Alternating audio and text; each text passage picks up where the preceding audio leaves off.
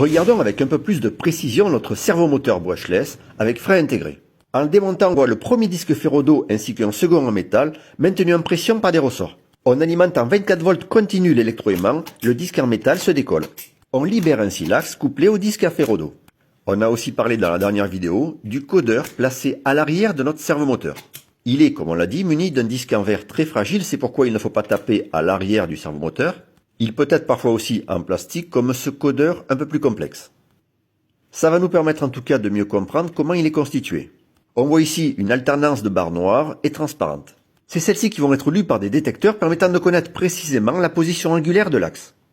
On va maintenant faire un essai avec notre moteur brushless qui a 3 enroulements et qui doit normalement être alimenté par une alimentation spéciale triphasée 200 volts. On va le brancher en monophasé avec un condensateur. C'est possible avec un moteur triphasé classique même si c'est pas conseillé. Déjà, surtout pas un cordon sans terre, on sait jamais. Avec celui-là, ok. On n'a pas grand chose à perdre, de toute façon ce moteur défectueux est destiné à la benne à ferraille.